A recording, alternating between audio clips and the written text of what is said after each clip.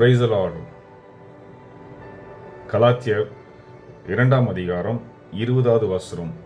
கிறிஸ்துவனோடு கூட சிலுவையிலே அறையப்பட்டவன் ஆயினும் பிழைத்திருக்கிறான். இனி நான் அல்ல, கிறிஸ்துவே எனக்குள் இருக்கிறார். இது கிறிஸ்துவர்களுக்கு மாற்றமல்ல, புறஜாதிகளுக்காகவும் இந்த செய்தி. யாரெல்லாம் இயேசுவை ஏற்றுக்கொள்ளலையோ அவங்களுக்காகவும் இந்த செய்தி.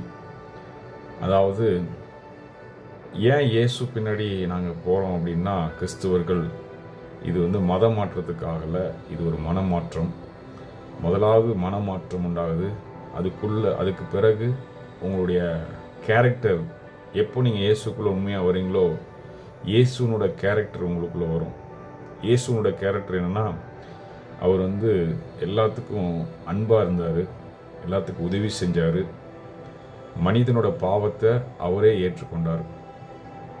அவர் ஏற்றுக்கொண்டது மாற்றமல்ல, இந்த உலகத்தில் இருக்க பிசாசின் பிடியில் இருக்கிற, அதாவது பிசாசின் பிடியிலிருந்து நம்மை தப்புவிக்க, பிசாசுடைய திட்டம் என்னென்னா நம்மளை நரகத்துக்கு கொண்டு போகிறது. இயேசுவோட திட்டம் என்னன்னா பரலோக ராஜ்யத்துக்கு கொண்டு போகிறது. நம்ம மரித்த பிறகு ரெண்டு விஷயம்தான் நடக்கும். ஒன்று நரகம், ஒன்று பரலோகம். இது ரெண்டும் நித்தியமாக இருக்கும். இந்த உலகம் 70 to 80 வருஷம், அதுக்கப்புறம் அழிஞ்சு போயிடும். ஆனால் நரகமும் பரலோகமும் நித்தியமாக இருக்கும். இது நீங்கள் இதுக்கு ரெண்டுக்கு நான் போக விரும்பல, நடுவில் போக நினச்சாலும் முடியாது. ஏதோ ஒன்றுக்கு தான் நீங்கள் சாய்ஸ், நரகம் இல்லைன்னா பரலோகம்.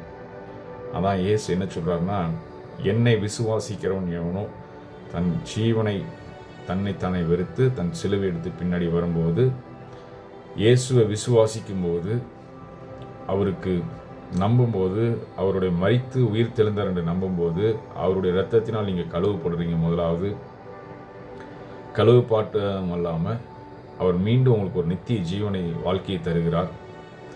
உலக பார்த்தவர்களுக்கு எல்லாத்துக்கும் எல்லா விதத்திலையும் எல்லா விஷயத்திலையும் ஞானம் இருக்கும். ஆனால் யார் மெய்யான தெய்வம், யார் மெய்யான கடவுள், யார் நித்திய வாழ்க்கையை தர்றா, யார் பாவ மன்னிப்பு தர்றா அப்படின்னு சொல்லி யாருனாலையும் கண்டுபிடிக்க முடியல. அதை ஆராய்ச்சி பார்க்க அவங்களால முடியல. ஏன்னா பிசாசு அவங்க மனக்கண்களை பூட்டி வச்சிருக்கான். ஆண்டவர் ஒரு நாள் வருவார். அந்த நாளில் மறுரூபமாக்கப்பட்டு பரலோக ராஜ்யத்தில் எல்லாரும் எடுத்துக்கொள்ளப்படுவோம். அதனால் அநேக பேர் இயேசுவை விசுவாசிக்கிற நாட்கள் சீக்கிரமாக வரப்போகுது. இயேசு சீக்கிரம் வரப்போகிறார். அந்த நாளில் நீங்களும் நானும் கைவிடாதபடி அவர் அண்டிக்கொள் யாவரும் வாக்கிவான். பாவம் பண்ணிட்டு இருந்தீங்கன்னா பாவத்திற்கு விடுதலையாக்கி மன்னிப்பு கேளுங்க. கர்த்தர் இன்னைக்கு உங்களை ஏற்றுக்கொள்வார். இயேசு சீக்கிரம் வரப்போகிறார். ஆமென்.